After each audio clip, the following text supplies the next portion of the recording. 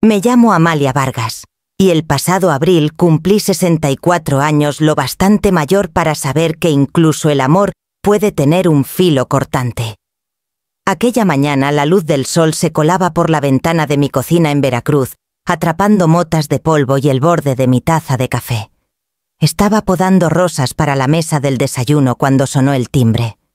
En la puerta estaba un mensajero con gorra azul, sosteniendo un sobre dorado que brillaba. Mi nombre estaba escrito en él con la letra de mi hija elegante y precisa, igual que cuando etiquetaba sus cuadernos escolares a los 10 años. Le di las gracias, cerré la puerta y di vueltas al sobre en mis manos. El papel era demasiado fino para ser correo cotidiano, demasiado lujoso para algo tan simple como amor. Lo abrí con cuidado usando el borde de un cuchillo de mantequilla. Dentro había 2 boletos brillantes y un folleto que relucía con aguas turquesas y velas blancas. Un crucero por el Caribe primera clase. Entre las páginas había una pequeña tarjeta. Para mamá, porque nunca haces nada para ti. Disfruta el Caribe. Con cariño, Sofía. Mis dedos temblaron.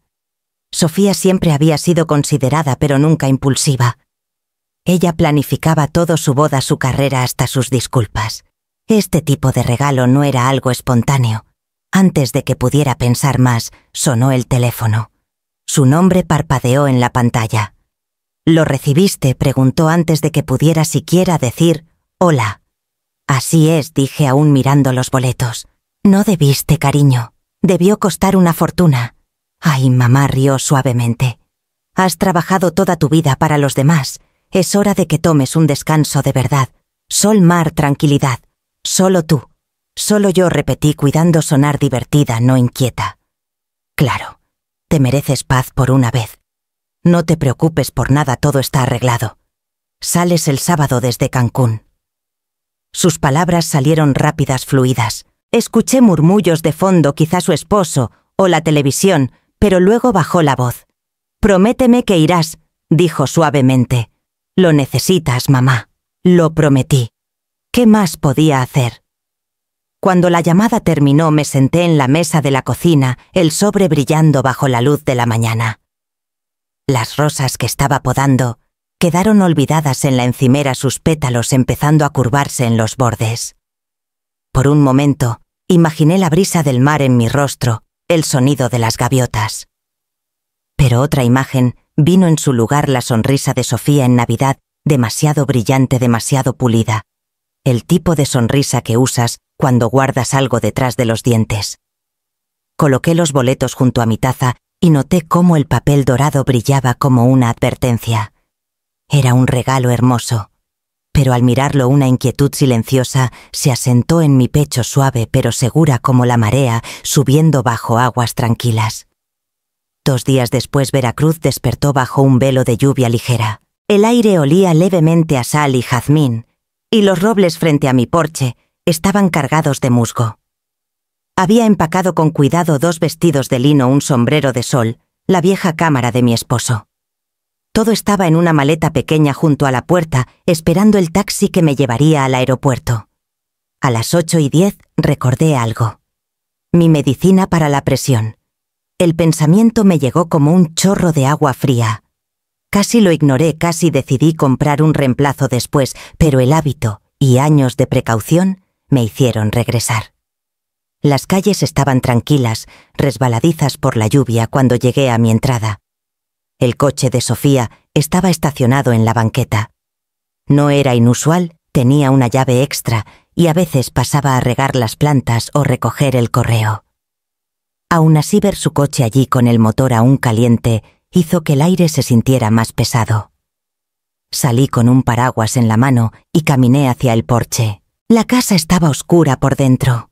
Solo un rayo de luz se escapaba de la ventana de la sala. Alcancé la perilla, pero me detuve al escuchar su voz suave, familiar, inconfundible. «No te preocupes», dijo Sofía en un tono bajo y uniforme. «Es un boleto de ida. Una vez que esté a bordo parecerá un accidente». Por un instante pensé que había oído mal. Mi mano tembló en la perilla. Estuvo en silencio unos segundos antes de continuar con un tono cortante y práctico, el mismo que usaba para dirigir a su equipo en la oficina. Te lo dije, no sospechará nada. El seguro de vida está activo y la casa estará a mi nombre cuando ella no esté. Es perfecto. El sonido de hielo chocando en un vaso. Una voz masculina, respondió su esposo Daniel, tranquilo pero nervioso. Sofía, esto es una locura. ¿Y si alguien? Nadie encontrará nada, lo interrumpió. La gente se cae por la borda todo el tiempo. Es vieja frágil. Parecerá natural. Me quedé inmóvil, la lluvia susurrando contra el tejado del porche. Un dolor lento y hueco se extendió por mi cuerpo, luego algo más frío, claridad. Mi única hija, la niña que había criado a través de rodillas raspadas y noches sin dormir, estaba planeando mi muerte. Mi respiración se volvió superficial. Cada sonido en la casa se volvió nítido, el zumbido del refrigerador, el ritmo suave de su voz. Retrocedí con cuidado, asegurándome de no hacer crujir las tablas. El viento atrapó el borde de mi paraguas abriéndolo con un chasquido. Me congelé de nuevo, pero nadie vino a la ventana. Quise gritar, irrumpir por la puerta y exigirle un porqué.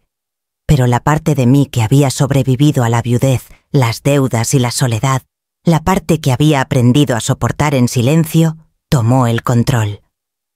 Si la confrontaba, ahora mentiría. Si me quedaba, podría morir. Bajé los escalones, la lluvia empapando mis hombros, y caminé hacia el coche. Mi reflejo en la ventana parecía desconocido, pálido, con ojos hundidos, pero extrañamente firme. Encendí el motor y manejé no hacia el aeropuerto, sino hacia el puente largo que salía de la ciudad. Mi corazón latía al ritmo de los limpiaparabrisas. Cada imagen de Sofía que me venía, su primer recital de piano, su toga de graduación, su boda, se rompía y reorganizaba en algo irreconocible. En algún momento, la niña que solía apretar su mejilla contra mi brazo había aprendido a calcular, a mentir, a borrarme de su futuro. En el primer semáforo en rojo me detuve y cerré los ojos. La traición se sentía física, como una mano apretando mi garganta. Pensé en sus palabras otra vez, boleto de ida. Parecerá un accidente. Si ya lo había planeado con tanto cuidado, no era solo codicia, era desesperación. Algo la había empujado a creer que mi muerte valía más que mi vida. La lluvia se redujo a un rocío. Me encontré manejando hacia el muelle donde mi esposo y yo solíamos caminar por las tardes. Los bancos estaban resbaladizos, el agua gris e inquieta. Me senté allí por un largo rato con las manos aferradas a la madera húmeda hasta que el temblor cesó. Cuando finalmente me levanté, el miedo se había transformado en algo más afilado. No tenía lágrimas, solo una calma fría y enfocada. Regresé a casa 1 hora después, esperé hasta que el coche de Sofía se fue y entré. El aire olía levemente a su perfume limpio y cítrico. En la encimera había dejado una nota pequeña. No olvides tus pastillas, mamá. Te quiero. Miré la letra, la L curva en quiero, la precisión pulcra de todo.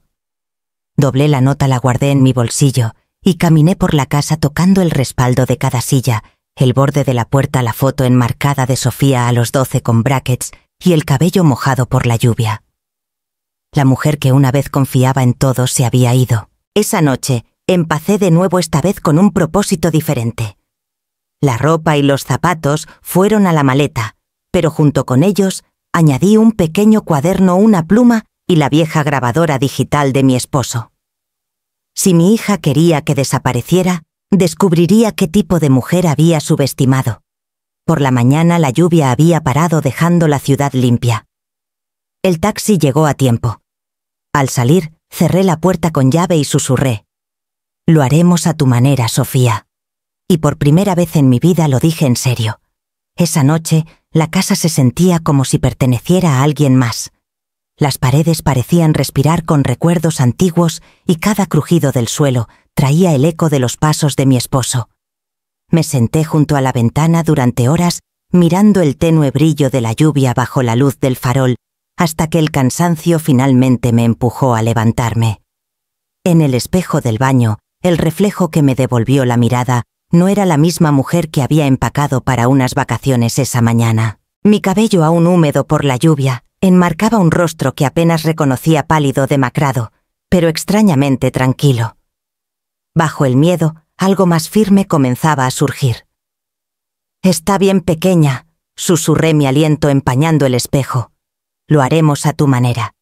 Pero yo escribiré el final». Por un largo rato, solo estuve ahí sosteniendo mi propia mirada, sintiendo un pulso de determinación reemplazar el pánico. Había pasado toda mi vida haciendo sacrificios por otros: mi esposo, mis estudiantes, mi hija. Tal vez esto era lo que pasaba cuando dabas demasiado de ti. Alguien eventualmente confundía tu amor con debilidad. Ya no más. Caminé al estudio y abrí el cajón donde guardaba mi vieja libreta de direcciones. La mayoría de los nombres pertenecían a personas que ya no estaban o se habían mudado, pero uno destacaba: Raúl Méndez. No había hablado con él en casi una década. Había sido compañero de pesca de mi difunto esposo y antes de jubilarse detective en la policía de Veracruz. El tipo de hombre que había visto demasiado para sorprenderse por algo. Dudé antes de marcar. Eran pasadas las 10 y casi esperaba que no contestara. Pero tras 3 timbres, una voz grave rompió el silencio. «Amalia, vaya qué sorpresa. Han pasado años». «Hola, Raúl». Mi voz sonó más firme de lo que sentía. «Necesito tu ayuda con algo delicado». Una pausa. Luego el cambio en su tono, el instinto de un hombre que podía leer problemas a través del silencio. «¿Qué tipo de delicado estamos hablando?» «No puedo explicarlo todo por teléfono», dije. «Pero es sobre Sofía». Otra pausa. «¿Tu hija está bien?» «Está bien», mentí. «Solo necesito que investigues algo por mí. Discretamente. Registros financieros, seguros, cualquier cosa reciente. Pagaré por tu tiempo. Olvídate del dinero», dijo. «Suenas como si estuvieras en problemas serios». «¿Estás segura de que estás a salvo esta noche?» Miré la puerta cerrada con llave, las luces tenues, el silencio presionando contra las ventanas. «Por ahora», dije. «Solo no le digas a nadie que llamé». «Está bien», respondió. «Empezaré mañana. Cuídate, Amalia. Y si necesitas desaparecer por un tiempo, me llamas primero». Cuando la línea se cortó, me quedé en la oscuridad por un largo rato, escuchando el zumbido del refrigerador y el leve golpeteo de la lluvia. Debería haber sentido terror, pero lo que sentía en cambio era control. Por primera vez desde que escuché la voz de Sofía detrás de esa puerta, no era una víctima esperando su destino. Era yo quien ponía las reglas. Antes de ir a la cama, abrí mi maleta una vez más y guardé el número de Raúl en el bolsillo lateral junto a mi pasaporte. Luego miré alrededor de la habitación, la foto enmarcada de la boda, el suave zumbido del viejo ventilador de techo, las cortinas con estampado de rosas que Sofía había elegido años atrás. Todo parecía ordinario, intacto. Pero la mujer que vivía aquí ya no era la misma. Cuando el amanecer se coló por las persianas, el miedo se había endurecido en algo inquebrantable. Lo que me esperara en ese barco, estaría lista para ello. Para cuando el taxi llegó a Puerto Morelos, el sol de la mañana ya había disipado la fina niebla costera. El aire brillaba con calor y olía a sal. El puerto se extendía amplio y resplandeciente ante mí, filas de barcos alineados en el muelle como torres relucientes, cada uno vibrando con vida y risas. El Serenidad del Mar destacaba entre ellos, el más grande y pulcro, su casco blanco reflejando la luz como cristal pulido. Desde la distancia parecía pacífico, lujoso, inofensivo. El disfraz perfecto. Familias se apresuraban por el muelle, maletas rodando sobre el asfalto, niños corriendo adelante con entusiasmo. Caminé entre ellos, mi paso sin prisa, mi sonrisa cortés. Mis dedos apretaban el asa de mi pequeña maleta azul mientras avanzaba hacia la pasarela, observando, memorizando. Una mujer a mi lado reía tomando fotos de su esposo con una bebida ya en la mano. 2 jóvenes tripulantes saludaban recibiendo a los pasajeros con una calidez ensayada. Sus uniformes estaban impecables, sus sonrisas radiantes. Todo se sentía como teatro, cada gesto ensayado, cada línea de bienvenida pronunciada con precisión. Cuando llegó mi turno de entregar mi pasaporte, el asistente, un joven con la nariz quemada por el sol, me sonrió ampliamente. «Bienvenida a bordo, señora Vargas». «¿Primera vez viajando con nosotros?»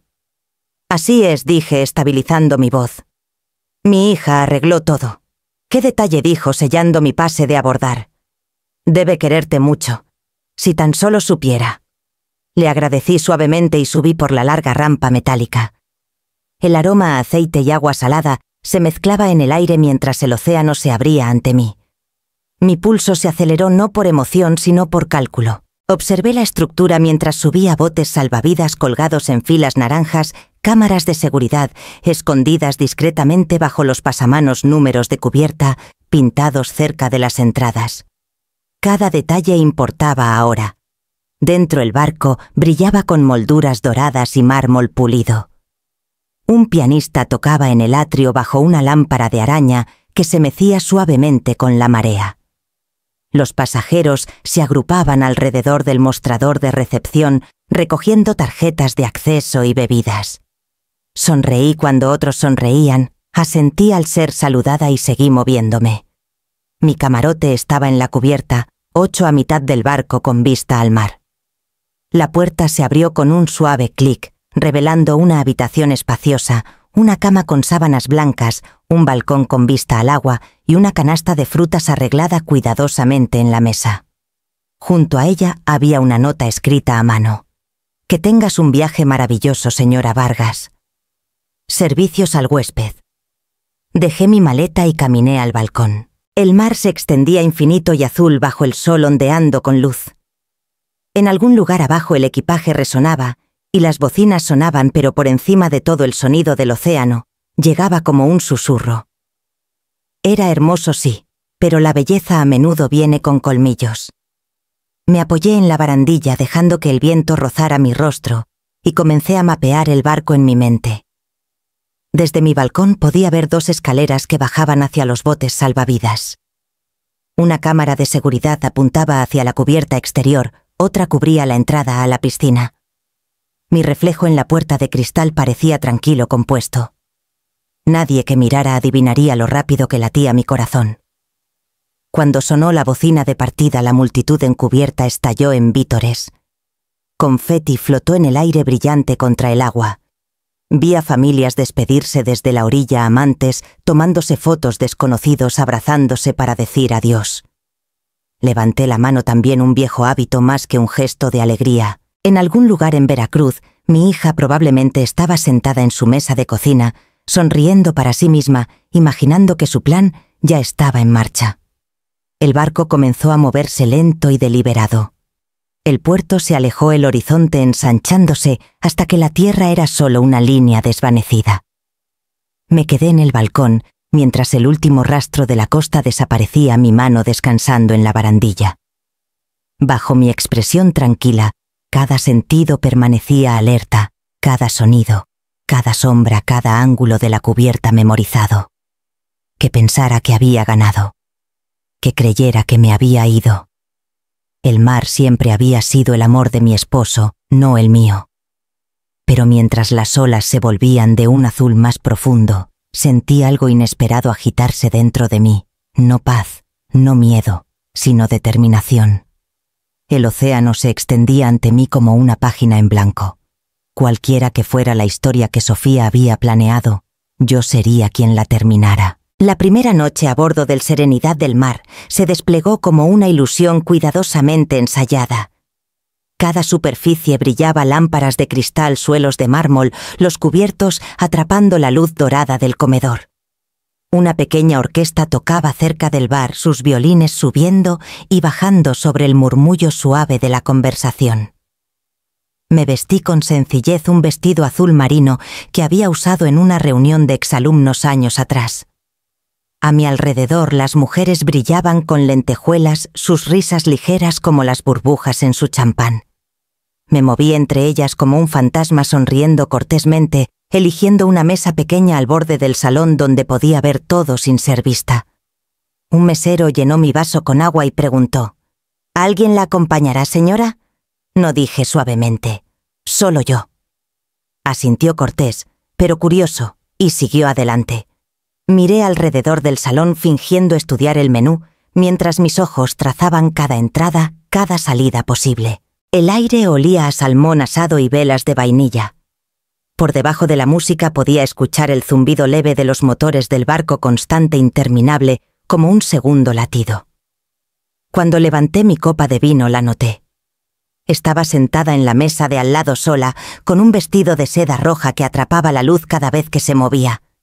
Cabello plateado peinado hacia atrás con elegancia, piel brillando por el sol y el aire salado. Se mantenía con una calma serena, como alguien que había aprendido a soportar, y aún así, mantenerse erguida. Nuestras miradas se encontraron por accidente. Ella sonrió primero. «Hermosa noche», no dijo. Su voz tenía una calidez que me desarmó al instante. «Así es», respondí.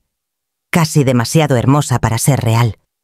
Rió suavemente, y el sonido fue honesto sin reservas. Eso mismo pensé.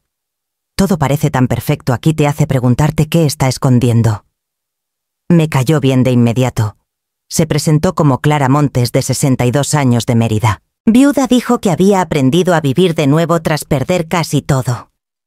No explicó al principio, pero capté la pausa cuidadosa entre sus palabras del tipo que viene de una herida antigua que aún duele. Mientras servían la cena, nuestra conversación fluyó con una facilidad que me sorprendió. Tenía un ingenio agudo, un humor seco y la inteligencia tranquila de alguien que había enfrentado tormentas y aprendido a leer a las personas antes de que hablaran. Cuando llegó el postre, me miró pensativa. «Perdóname por decir esto, Amalia, pero pareces inquieta. Sonríes cuando te hablan, pero tus ojos nunca descansan». Dudé. «Supongo que no estoy acostumbrada a viajar sola». Tal vez dijo suavemente. «Pero he visto esa mirada antes. No es soledad, es vigilancia». Sus palabras me atravesaron más profundamente de lo que podía saber. Intenté reír para quitarle importancia, pero no insistió. En cambio, levantó su copa. Por las mujeres que mantienen los ojos abiertos, dijo. Toqué mi copa con la suya. Y por las que notan. Bebimos, y algo cambió entre nosotras, una comprensión que no necesitaba explicación. Después de la cena caminamos juntas por la cubierta de paseo. El mar era negro e infinito, las estrellas desperdigadas como vidrio. Clara se envolvió más en su chal. Mi hijo, dijo en voz baja, una vez vació mi cuenta de ahorros mientras estaba en el hospital. Firmó mi nombre en los papeles y desapareció por 2 años. Lo perdoné. Pero nunca olvidé. No hablé. El viento traía el leve aroma a sal, y me di cuenta de que por primera vez desde que salí de Veracruz no me sentía completamente sola. Clara me miró, su expresión tranquila pero conocedora. No tienes que contarme tu historia, Amalia. Todavía no. Solo sé que puedo reconocer cuando alguien ha sido herido por su familia. Nos reconocemos entre nosotras. Miré hacia el agua, el reflejo de las luces del barco temblando en las olas. El sonido de las risas desde el salón de baile llegaba por las puertas abiertas, distante, inofensivo, perteneciente a otro mundo. Tal vez sí, dije suavemente. Ella sonrió de nuevo. Entonces hagámonos compañía al menos por este viaje. Nos dimos la mano ligeramente como sellando un pacto silencioso. Cuando regresé a mi camarote esa noche, el aire dentro se sentía menos sofocante. Me serví un vaso de agua y me paré en el balcón mirando el horizonte oscuro. En algún lugar más allá el peligro esperaba, pero también la inesperada comodidad de una aliada. El océano susurraba abajo, constante e infinito, como recordándome que no todos los extraños son una amenaza.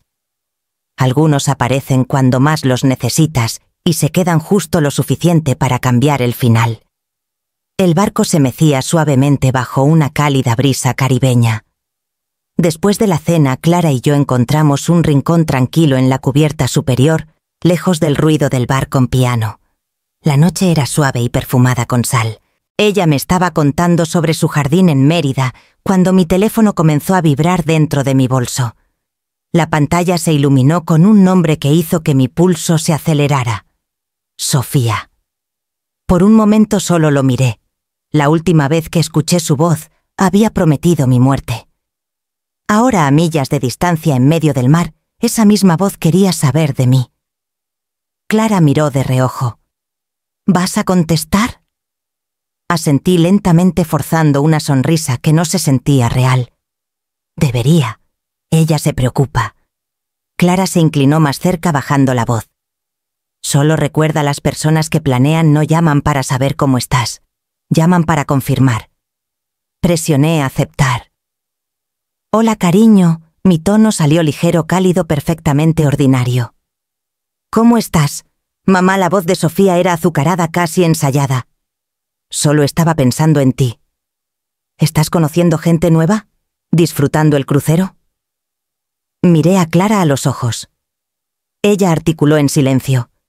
Te está vigilando. Oh, sí, dije como si la mentira fuera natural. Todos son muy amables aquí. El aire del mar es maravilloso. Tenías razón, realmente necesitaba esto.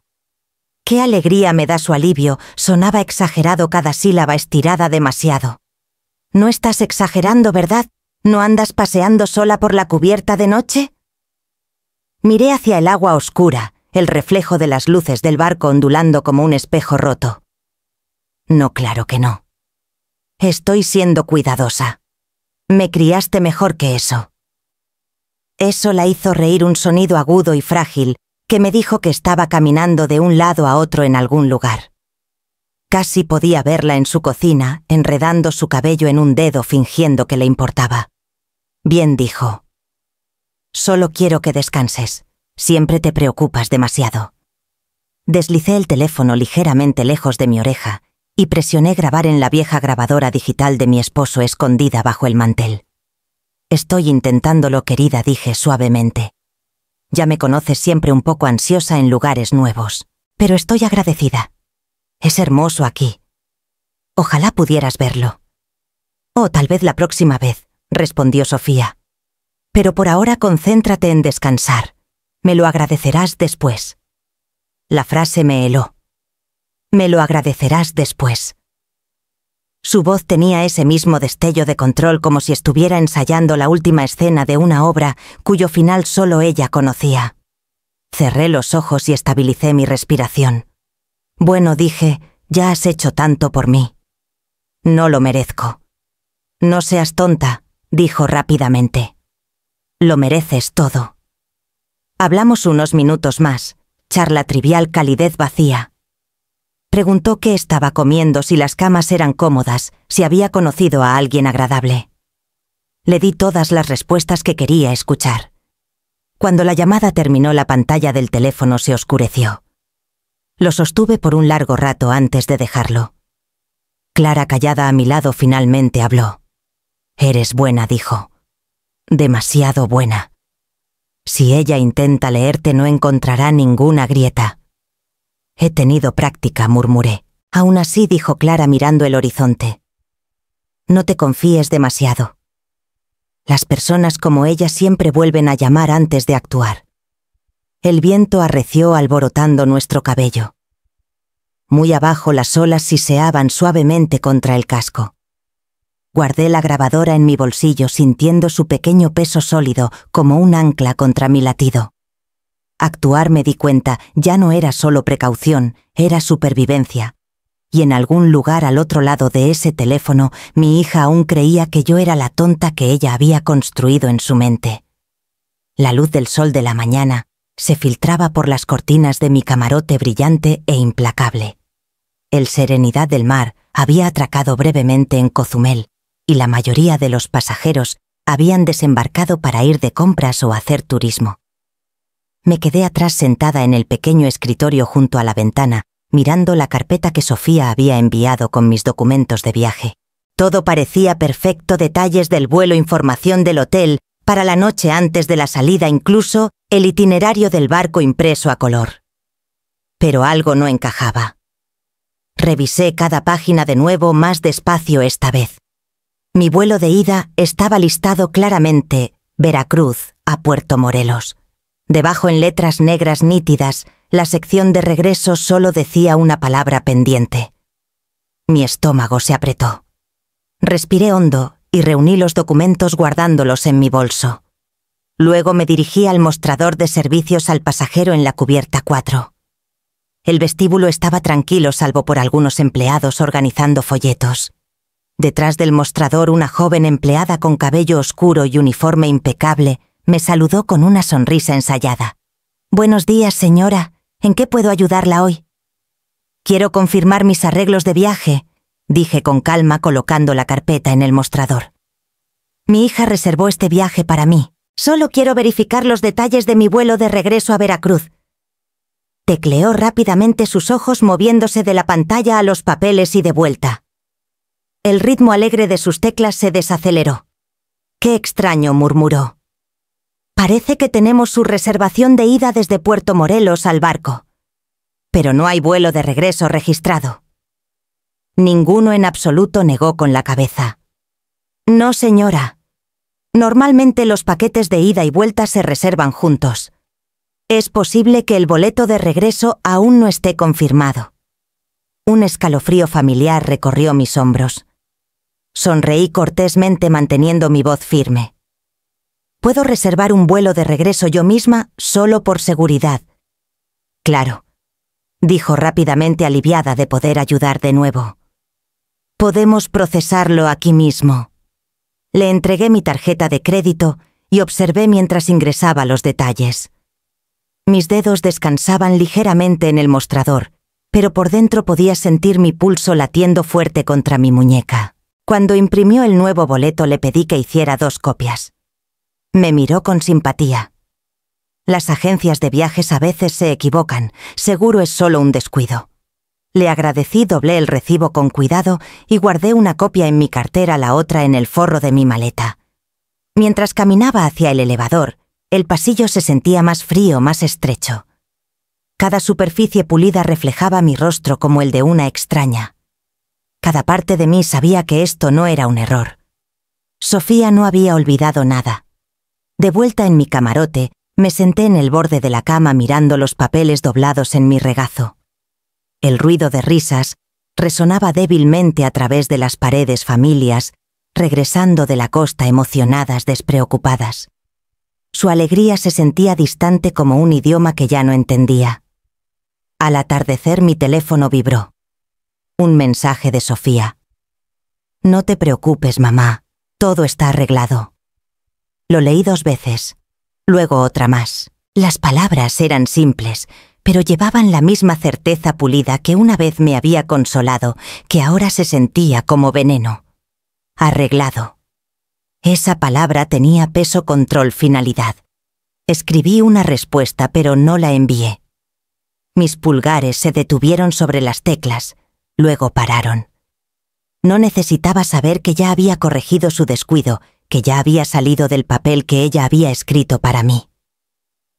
Dejé el teléfono boca abajo en la mesa y me levanté caminando al balcón.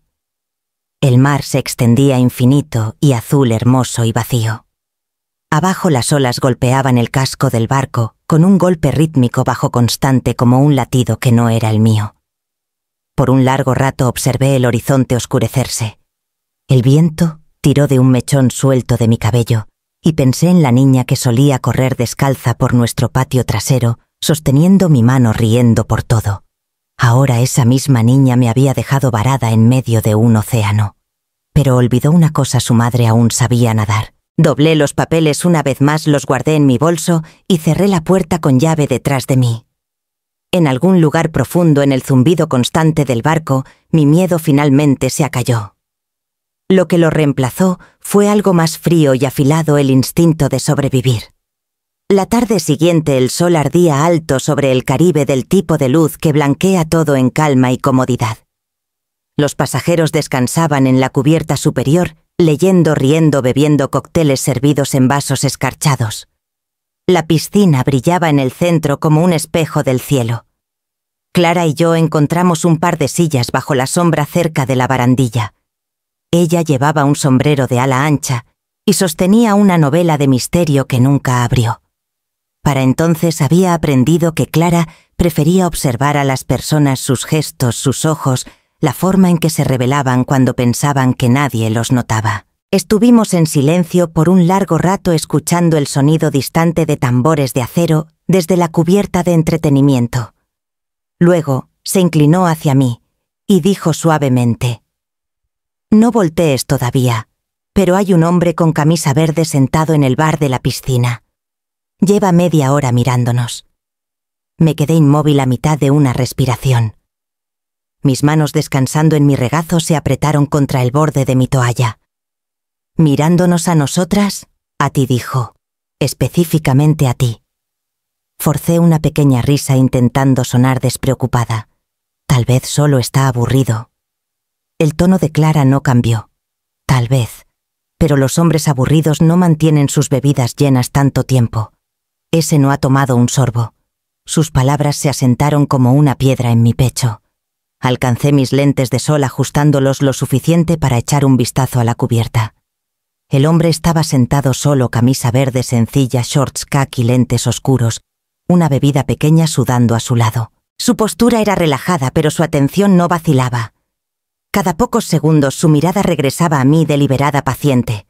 Aparté la mirada rápidamente. «¿Estás segura?» «Llevo observándolo una hora», dijo. «No es parte de la tripulación. Tampoco es seguridad. Su gafete dice huésped, pero no parece uno». El aire a mi alrededor se espesó las risas y la música desvaneciéndose en un ruido blanco. Por primera vez desde que subí al barco sentí algo arrastrándose por la nuca, una conciencia fría e invisible. Clara extendió la mano, tocó mi muñeca suavemente. «Vamos a probarlo. Me iré primero. Tú quédate aquí.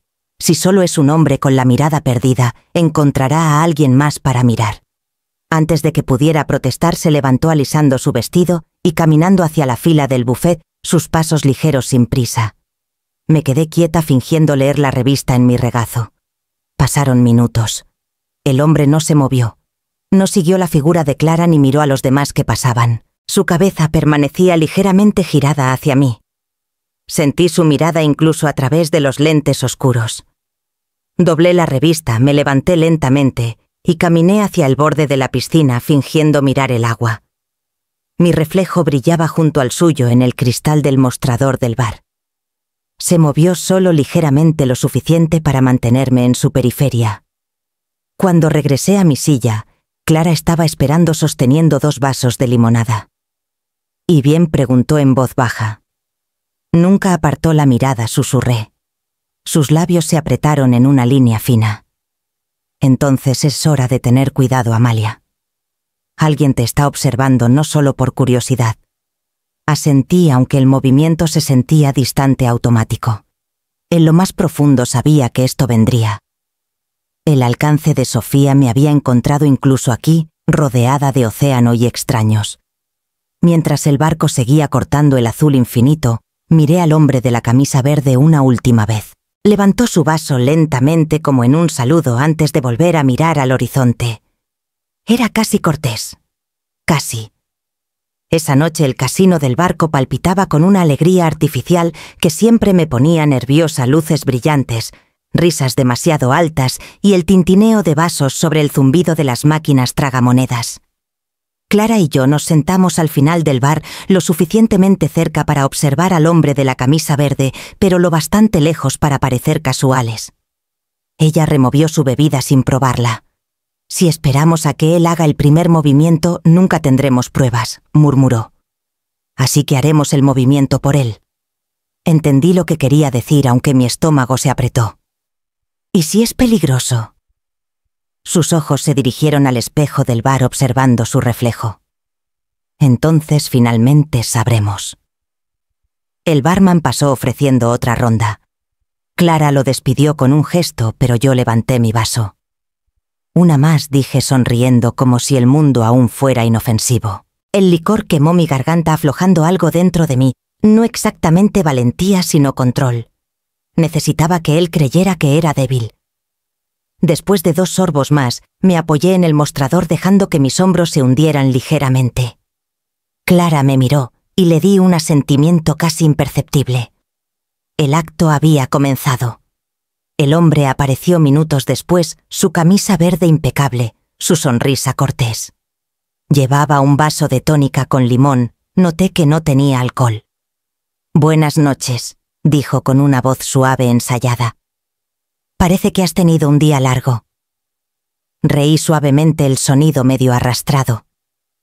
«Supongo que no estoy acostumbrada a todo este lujo».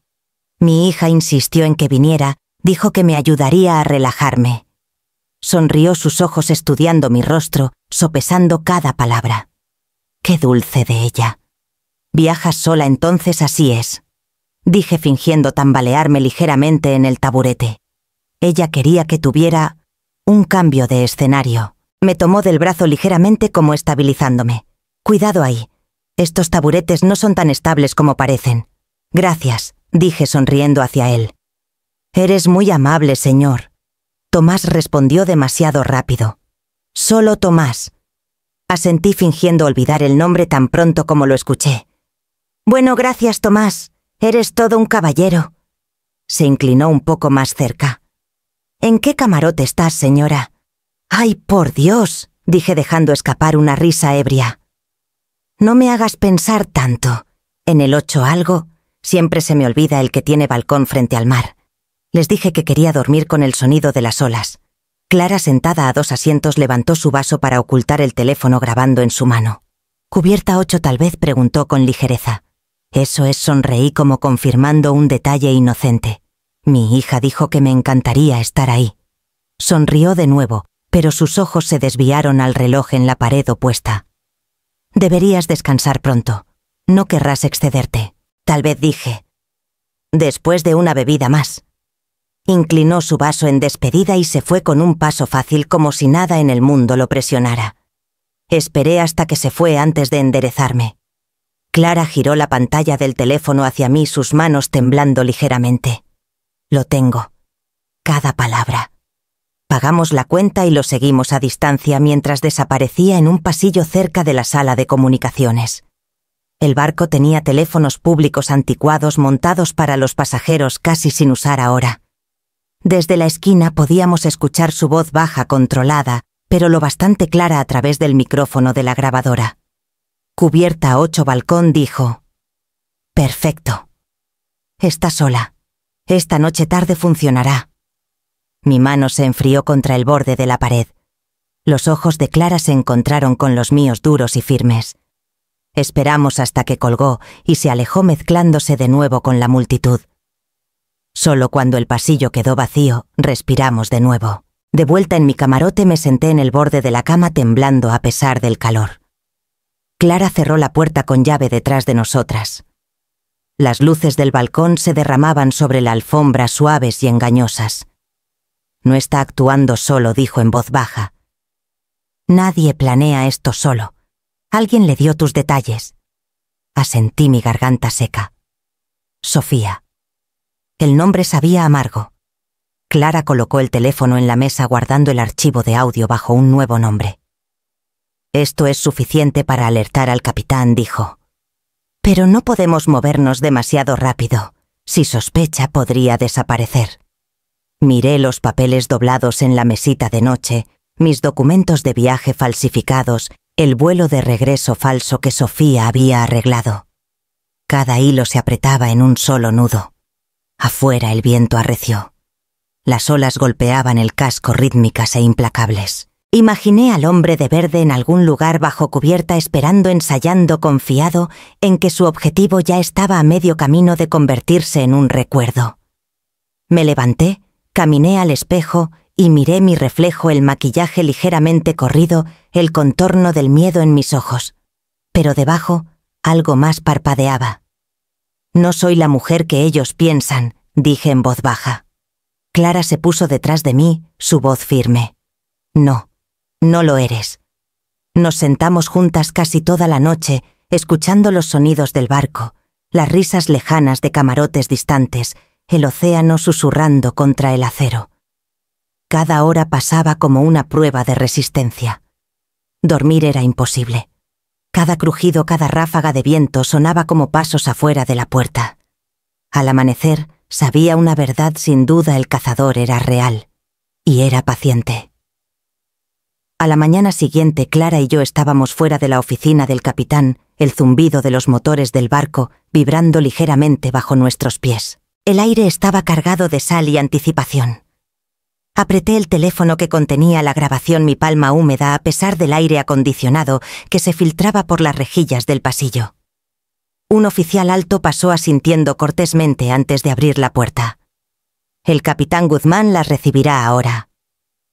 Dentro la oficina era elegante pero práctica escritorio de caoba, mapas enmarcados en las paredes, una brújula de latón brillando en el estante. El capitán Julián Guzmán se levantó de detrás del escritorio, su expresión tranquila pero vigilante.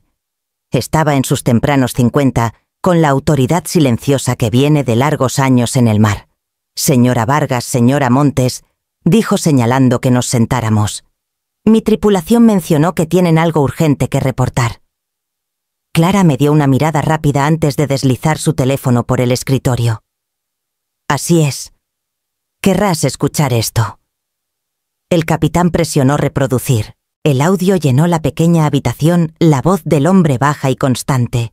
«Cubierta 8 balcón». «Perfecto. Está sola. Esta noche tarde funcionará». El capitán Guzmán se recostó, sus ojos entrecerrándose ligeramente. Dejó que el silencio se asentara después de que terminó la grabación. Luego cruzó las manos. «¿Esto fue grabado en este barco?» «Sí», dije. «Anoche cerca del bar del casino. Creo que ese hombre me está siguiendo. ¿Sabe quién es?» No respondí. «Pero creo que alguien lo envió. Mi hija arregló este viaje y... ha habido amenazas antes». Clara le entregó las fotos que tomó con su teléfono. El hombre en el bar, el mismo hombre cerca de la piscina. «Ha estado observándola por días», añadió.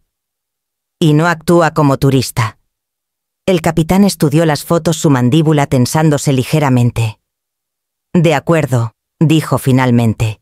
«Tomamos estos asuntos en serio». Presionó un botón en su intercomunicador. «Envíen a los oficiales Ramírez y Torres». 2 tripulantes uniformados entraron, ambos compuestos y alerta. La voz del capitán cambió a un comando silencioso. «A estas señoras se les asistirá discretamente, sin llamar la atención. Quiero una presencia de civil en la cubierta 8 y cobertura de vigilancia cerca del camarote 812». «Entendido, señor», respondió el oficial más alto. El capitán Guzmán se volvió hacia nosotras.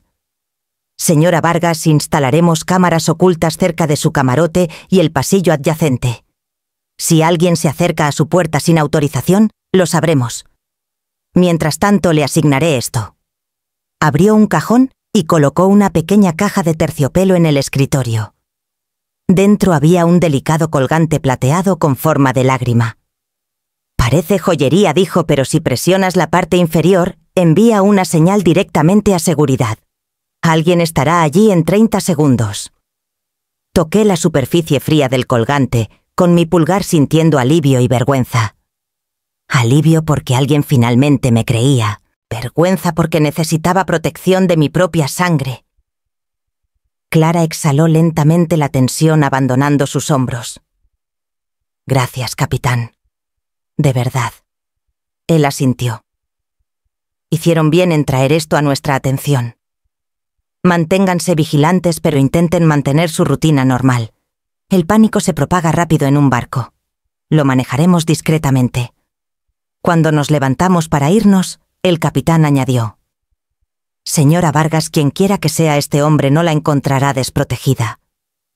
Afuera el pasillo se sentía más luminoso, aunque mi corazón aún latía como un tambor de advertencia. Deslicé la cadena del colgante alrededor de mi cuello. Reposaba fría contra mi piel, brillando débilmente bajo la luz, un adorno para cualquiera que mirara, pero una línea de vida para quienes sabían. Clara apretó mi mano mientras caminábamos de regreso a los camarotes. «¿Ves?», dijo suavemente. «Ya no estamos solas». Asentí, aunque el pensamiento que persistía era más oscuro. La seguridad en un barco era una ilusión delgada como las paredes entre nosotras y el mar. Aún así, por primera vez desde que salí de Veracruz, sentí un pequeño hilo de protección, una promesa frágil flotando entre la confianza y el miedo. La gala del capitán comenzó como un sueño cuidadosamente ensayado. El salón de baile brillaba bajo lámparas de cristal que atrapaban cada destello de luz. Un cuarteto tocaba cerca del escenario sus violines tejiendo a través del murmullo de la conversación y el tintineo de copas. El aire olía levemente a champán y rosas. Llevaba un vestido verde esmeralda prestado de la boutique del barco elegido por Clara, quien dijo que el color me hacía ver viva de nuevo. Ella estaba a mi lado en un vestido plateado elegante y compuesta su postura tan regia como lo exigía la noche. A nuestro alrededor los pasajeros reían con facilidad ajenos a la tensión invisible que atravesaba cada uno de mis alientos. El capitán Guzmán se movía entre los invitados, saludando mesas, estrechando manos, sonriendo para las fotos. Para cualquiera que mirara, era una celebración de lujo y calma, a un océano de distancia del peligro. Pero bajo la música, podía sentir el pulso del barco, esa vibración baja y rítmica que me recordaba lo pequeños que éramos todos en aguas abiertas. Clara levantó su copa hacia la mía. «Te ves como alguien lista para empezar de nuevo», dijo suavemente. «O alguien fingiendo hacerlo». Sonrió con complicidad. «Fingir es un arte, Amalia. Esta noche lo dominas». Le devolví la sonrisa, aunque mi corazón no se había relajado desde la reunión con el capitán. El colgante en mi cuello reposaba frío contra mi piel, oculto por el escote de mi vestido. Cada vez que la luz lo golpeaba, destellaba débilmente como una advertencia que llevaba disfrazada de belleza. A mitad de la cena lo vi. El hombre de la camisa verde, ahora transformado en un smoking oscuro, cabello peinado hacia atrás, postura relajada. Estaba cerca del bar con una copa de champán intacta en la mano. Nuestras miradas se encontraron a través de la multitud, y aunque sus labios se curvaron ligeramente, la mirada detrás era más fría que antes. Clara siguió mi mirada. «Está aquí», murmuró. El capitán Guzmán dijo que la seguridad estaba observando. Dije más para estabilizarme que para tranquilizarla. «Observar no significa detener», susurró. Pasamos por los movimientos de la cortesía, risas educadas, bailes lentos, brindis interminables. Pero debajo el tiempo se estiraba fino. Cada movimiento del reflejo del extraño en el cristal del salón captaba mi atención. Nunca se acercó, nunca habló solo. Observaba como esperando una señal que aún no llegaba. Cuando el capitán dio su brindis de clausura, aplaudí junto con los demás, la sonrisa congelada en mi rostro. Mi teléfono guardado dentro de mi bolso vibró una vez. Me excusé de la mesa saliendo al pasillo cerca de los elevadores. El corredor era más tranquilo, iluminado en un dorado suave. El mensaje brillaba en la pantalla. «Sofía, no te quedes despierta hasta tarde, mamá. Descansa después de medianoche». Las palabras parecían ordinarias al principio, incluso afectuosas, pero en el momento en que las leí, un escalofrío me recorrió. Después de medianoche. Eso fue cuando el hombre en el bar dijo que funcionaría. El momento no era coincidencia. Giré el teléfono en mi mano, forzando respiraciones lentas y medidas. Clara apareció un momento después, leyendo mi expresión antes de que dijera una palabra. «Te escribió, ¿verdad? Sí». La mandíbula de Clara se tensó. «Entonces es esta noche». Guardé el teléfono en mi bolso, mis dedos firmes a pesar del temblor en mi pecho. «Entonces nos mantenemos visibles». Sonreímos. Dejamos que crea que estaré donde espera. Ella asintió. «Y cuando venga por ti, tendremos pruebas de que no solo estaba mirando». De vuelta en el salón, la música cambió a un vals. Las parejas giraban con gracia bajo las lámparas, sus movimientos lentos y fluidos. El hombre de smoking se acercó más al pista de baile, ahora su reflejo pasando detrás del mío en la pared de cristal. Era como ver una tormenta formarse en silencio, sin sonido, sin amenaza, solo inevitabilidad. Sonreí a una pareja que pasaba fingiendo admirar la decoración, y en el reflejo del espejo capté mi propio rostro compuesto, elegante y legible. Por primera vez, me di cuenta de que ya no parecía la mujer que Sofía pensaba que podía destruir. Clara tocó mi brazo ligeramente. «Pronto medianoche». «Lo sé», susurré. Los violines subieron llenando el aire con su dulzura temblorosa. Enderecé mis hombros, mi reflejo brillando contra el cristal como un fantasma hecho de calma resolutiva. Si el hombre quería una actuación, la tendría. Y esta vez, la presa no estaba corriendo. El barco se había aquietado después de la gala, sus risas y música, desvaneciéndose en el zumbido del mar. Dejé el salón antes de medianoche, fingiendo cansancio, mi vestido esmeralda atrapando la tenue luz del corredor. Clara se quedó atrás lo suficiente para asegurarse de que él me viera despedirme. Cada paso hacia mi camarote se sentía medido, ensayado. El capitán Guzmán lo había arreglado todo esa tarde, seguridad apostada en ropa de civil cerca, cámaras escondidas en la ventilación del techo, y una sala de control sin marcar, 2 cubiertas abajo. Cuando llegué a mi puerta, manipulé la llave lo suficiente para que cualquiera que mirara pensara que estaba cansada. Dentro dejé las luces tenues y las cortinas del balcón abiertas. Mi maleta estaba cerca de la cama, medio abierta, como si hubiera estado empacando para irme temprano. Me detuve un momento mirando el reflejo en la puerta de cristal, el tenue contorno de mí misma, la curva del océano detrás de mí. Era extraño pensar que este camarote, alguna vez una trampa, ahora era un escenario. Luego salí silenciosamente y caminé 2 pasillos más allá, donde el oficial Ramírez me esperaba. Su voz era baja pero firme. Monitorearemos desde abajo. El capitán está listo. La sala de control era estrecha, llena de pantallas que brillaban en tonos de azul y gris. Me paré junto al capitán Guzmán, y Clara, mi corazón latiendo fuerte en mi pecho, mientras la transmisión pasaba de una cámara a otra. Ahí estaba mi camarote quieto y vacío, el océano, un brillo oscuro más allá del cristal. Por un largo momento no pasó nada. Luego la manija de la puerta se movió. El hombre entró silenciosamente, vestido de negro, guantes ajustados en sus manos. Su rostro parecía diferente sin la sonrisa que llevaba en el bar hueco frío. Escaneó la habitación con un rayo de linterna, moviéndose deliberadamente hacia el balcón. «Lo ha hecho antes», susurró Clara. En la pantalla se arrodilló cerca de la barandilla, revisando los pernos, probando qué tan lejos se abriría. Luego sacó su teléfono. El capitán asintió al técnico a su lado, quien comenzó a grabar la pantalla en alta resolución. El hombre tecleó rápidamente. Las palabras aparecieron mientras la cámara de su teléfono captaba el reflejo en la puerta de cristal balcón. Sin forcejeo. Haz que parezca accidental. Mi aliento se quedó en mi garganta. El técnico amplió la siguiente línea cuando apareció. El nombre del remitente estaba claro. Sofía. Por un momento todo en mí se detuvo. Solo podía escuchar el leve zumbido del barco, el exhale silencioso del océano más allá de las paredes de acero. El hombre guardó el teléfono y miró hacia el balcón abierto, su cuerpo tensándose como si imaginara el acto mismo, el empujón, la caída, el chapoteo que desaparecería en la oscuridad antes de que alguien lo oyera. Ahora, dijo el capitán Guzmán con calma. 2 oficiales de seguridad irrumpieron en la habitación en la pantalla. El hombre se giró sobresaltado, pero era demasiado tarde. Lo sujetaron contra la pared, el teléfono cayendo al suelo. Un oficial torció sus brazos detrás de su espalda, mientras el otro recuperaba el dispositivo. Me llevé una mano a la boca, no por miedo, sino por incredulidad, por la precisión, la crueldad pulcra.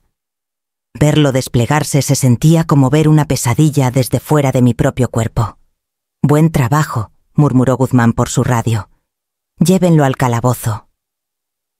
Cuando la transmisión volvió a mi camarote vacío, aún podía ver la puerta del balcón balanceándose ligeramente por el viento. Por un largo rato nadie habló. Finalmente Clara tocó mi hombro. «Tienes tu prueba», dijo suavemente. «Prueba». La palabra sonaba pesada final. Prueba de que mi hija había escrito mi muerte en un mensaje de texto. Prueba de que la niña que había criado con cuentos antes de dormir y pasteles de cumpleaños había decidido que mi vida valía menos que su conveniencia. Me alejé de las pantallas, mis piernas inestables, pero mi voz clara. «Capitán, lo que venga después, quiero cada mensaje, cada archivo copiado. Necesito verlo todo». Él asintió, su expresión seria. Lo tendrás todo, señora Vargas. Caminé hacia la pequeña ventana de la sala de control. Afuera el mar era negro e infinito, tragándose la luz de la luna. En algún lugar allá afuera mi hija dormía profundamente, creyendo que su plan ya se había ejecutado. Pero en ese silencio frío y zumbante, supe que algo había cambiado. El horror era real, pero también lo era el poder que venía con finalmente conocer la verdad. La mañana después del arresto, el barco se sentía más pesado, como si el océano mismo se hubiera movido debajo de nosotros. El cielo fuera de la oficina del capitán estaba magullado de gris, las olas inquietas bajo la luz temprana. Me senté frente al capitán Guzmán, su escritorio ordenado salvo por el pequeño teléfono negro colocado entre nosotros. Clara estaba junto a la ventana, sus brazos cruzados. Su reflejo titilaba contra el cristal silencioso y firme. En el escritorio a mi lado estaba el teléfono del hombre, su pantalla agrietada congelada en el último mensaje que recibió. Balcón. Sin forcejeo. Haz que parezca accidental. El capitán Guzmán carraspeó suavemente. Hemos rastreado los mensajes. El número coincide con la información de contacto de tu hija. ¿Estás segura de que quieres hacer la llamada tú misma? Necesito hacerlo, dije. Tiene que escuchar mi voz antes que la de cualquier otro. Asintió una vez, luego presionó unos botones y deslizó el teléfono hacia mí. El tono de marcado llenó la tranquila habitación. Cada timbre se sentía como el latido lento de algo rompiéndose dentro de mi pecho. Sofía contestó al cuarto timbre. «Mamá, Dios, gracias a Dios. ¿Estás bien?» Su voz salió rápida, alta, sin aliento. Era la voz que usaba cuando fingía preocupación. «Estoy bien», dije con calma. «Tu hombre falló». Silencio. Luego el más pequeño sonido de un aliento atrapado a medio camino. ¿De qué estás hablando?» «El que contrataste», continué. «El hombre de la camisa verde. Está bajo custodia ahora. El capitán tiene tus mensajes». Otro silencio. Casi podía escuchar las paredes de su mundo resquebrajándose. Luego habló de nuevo, su tono cambiando rápido: negación, incredulidad, cálculo. «Mamá, eso es una locura. ¿Por qué siquiera dirías algo así? ¿Estás confundida?» «Tal vez alguien...» La interrumpí gentilmente. «No, Sofía. Por favor, ya no tienes que mentir. Por un momento nada». Luego un sonido suave al principio, como un sollozo roto. «Se suponía que te quedarías dormida y no despertarías», susurró. «Se suponía que lo harías fácil». Mi aliento me abandonó, no por sorpresa, sino por tristeza. Lo había dicho sin dudar, sin vergüenza. «Hice todo por ti». Continuó su voz subiendo. «Pagué tus cuentas, manejé tu estúpida casa. ¿Sabes lo que es ahogarte en deudas mientras tú solo estás ahí con todo a tu nombre?» Sus palabras vinieron más rápido, desmoronándose. «Tú lo arruinaste todo, tú». Para mi voz salió calma, firme como la superficie de agua quieta. «No, pequeña. Tú lo hiciste». Hubo una pausa larga y hueca. Luego la línea se cortó. Dejé el teléfono con cuidado, mis dedos temblando. Clara se giró desde la ventana, su rostro pálido pero compuesto. «Se acabó», dijo suavemente. El capitán Guzmán exhaló por la nariz. «Entregaremos su nombre a las autoridades tan pronto como atraquemos». Asentí, incapaz de hablar. El aire en la habitación se sentía delgado, cargado con el aroma de sal y hierro. Afuera una luz tenue rompió las nubes, esparciendo plata sobre el mar. Por primera vez en días, las olas ya no me asustaban. Se movían sin fin, ni perdonando, ni crueles, solo veraces a su manera. Las observé brillar contra el horizonte, el barco cortando limpiamente el agua, dejando una estela que se borraba a sí misma al avanzar. Para cuando el Serenidad del Mar atracó en Cozumel, el aire se había vuelto afilado por la tensión. Los pasajeros sonreían y saludaban desde las cubiertas, inconscientes de lo que esperaba abajo. Agentes federales en uniformes oscuros estaban en el muelle, sus placas brillando bajo el sol. El capitán Guzmán los recibió primero, intercambiando breves palabras antes de guiarlos a bordo. En minutos, el hombre que intentó matarme fue escoltado fuera del barco, con esposas, la cabeza baja, su calma finalmente rota. Observé desde la cubierta superior junto a Clara el viento salado atrapando el borde de mi bufanda. En la oficina del capitán, los agentes revisaron el teléfono y los documentos. Las confesiones llegaron rápido. El hombre admitió todo el plan el momento la promesa de pago. El rastro del dinero era limpio, demasiado limpio, llevando directamente a la cuenta bancaria de Sofía. Transferencias marcadas como honorarios de consultoría, programadas días antes de que yo subiera al barco. Escuché en silencio mis manos cruzadas fuertemente en mi regazo. Cada nuevo detalle aterrizaba como una herida pequeña y deliberada. Cuando la puerta se abrió de nuevo, Raúl Méndez entró quemado por el sol del viaje y sosteniendo un maletín desgastado. Me miró de la manera en que solo los viejos amigos pueden sin juicio, pero con una tristeza profunda y silenciosa. «Tengo los papeles», dijo colocándolos suavemente en el escritorio. «Sofía falsificó tu firma en 3 préstamos sobre la casa, sumando 280.000 pesos. Todo está aquí». El banco lo confirmó. Asentí demasiado cansada para reaccionar. La evidencia se apilaba ordenadamente entre nosotros, prueba de la traición, línea por línea, peso por peso. Afuera el océano brillaba como si nada hubiera pasado. Dentro sentía el peso de la justicia finalmente llegando, pesado, frío y más solitario de lo que jamás imaginé. El tribunal en Veracruz olía levemente a madera pulida y lluvia. Habían pasado meses desde el crucero, pero el recuerdo de esa noche, el mar, el viento, el brillo de la traición nunca me abandonó. Me senté en la primera fila, mis manos apretadas alrededor de un pañuelo que una vez perteneció a mi difunto esposo. La sala zumbaba suavemente, las voces silenciadas por el peso de lo que estaba por suceder. Sofía entró flanqueada por 2 alguaciles. Su cabello estaba más claro que antes, casi sin color, y su paso antes confiado se había vuelto inseguro. Parecía más pequeña, disminuida, sus ojos escaneando la sala hasta que encontraron los míos. Por un instante vi a la niña que alguna vez fue la niña que trenzaba mi cabello y se dormía en mi regazo. Luego apartó la mirada. Su abogado defensor habló durante casi 1 hora tejiendo una historia de desesperación y colapso emocional. Habló de estrés financiero, de depresión posparto, de años atrás, de una hija llevada a un mal juicio por presión y agotamiento. Sofía permaneció inmóvil, secándose ocasionalmente los ojos con un pañuelo, el retrato perfecto del remordimiento. Cuando el fiscal se levantó, su tono fue más frío. Describió un engaño metódico, fraude de seguros, firmas falsificadas, la contratación de un sicario. Reprodujo las grabaciones de su voz, sus palabras cortando el aire de la sala con una claridad escalofriante. Balcón. Sin forcejeo. Haz que parezca accidental. Varias personas jadearon. Yo simplemente miré al frente. Finalmente el juez se volvió hacia mí. «Señora Vargas», dijo gentilmente, «¿desea hacer una declaración antes de la sentencia?» Me levanté lentamente. Mis rodillas temblaban, pero mi voz no. «Señor juez», dije, «la gente sigue preguntándome si la perdono.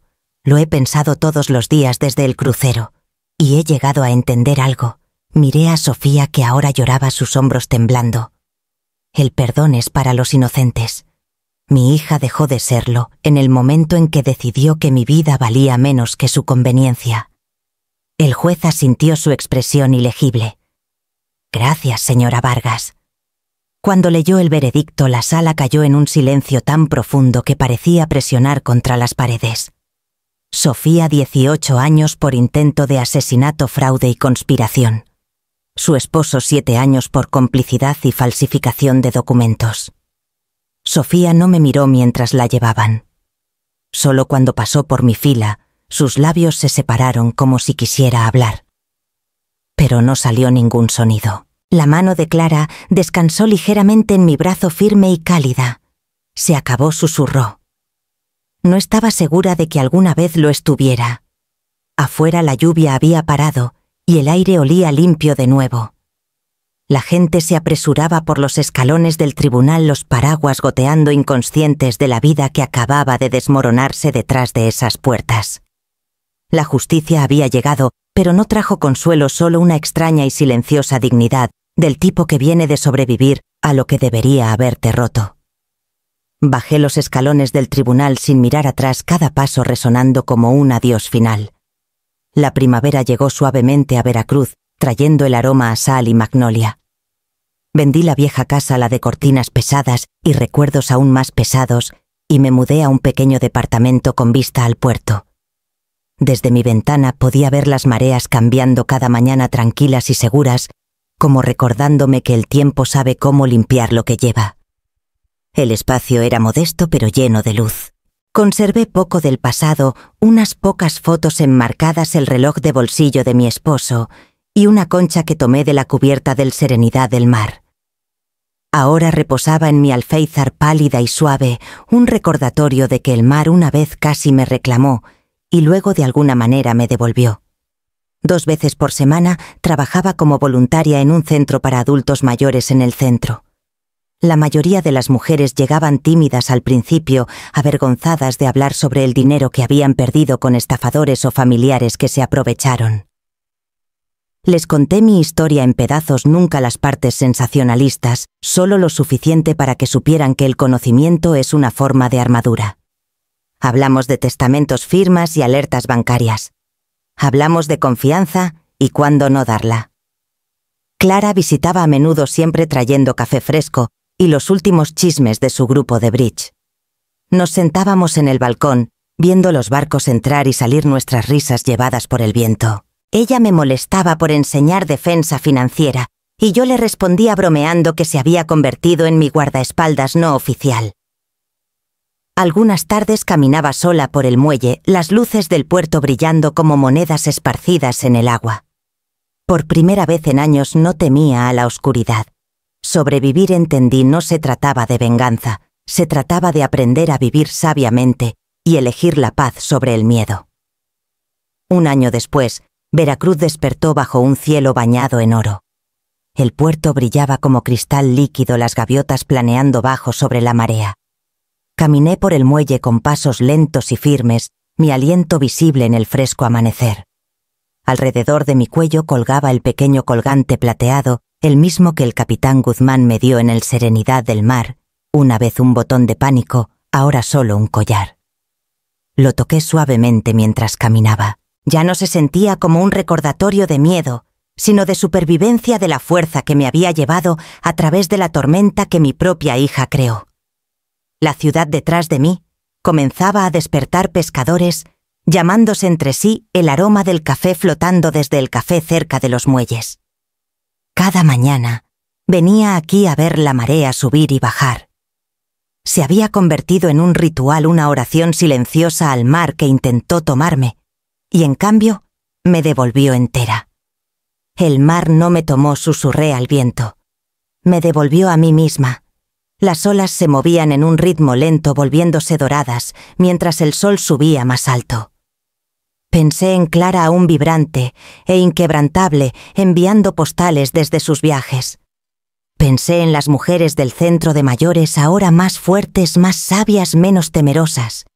Y pensé en Sofía, no con enojo ni siquiera con tristeza, sino con la aceptación de que algunas tormentas solo pasan cuando dejas de luchar contra su ruido. El agua rozaba el muelle abajo, constante e infinita. Por primera vez entendí que la paz no es algo que se da, es algo que se reconstruye marea tras marea, elección tras elección. Mientras el sol subía más alto, sonreí silenciosamente. El mar brillaba adelante y por primera vez se sentía como hogar.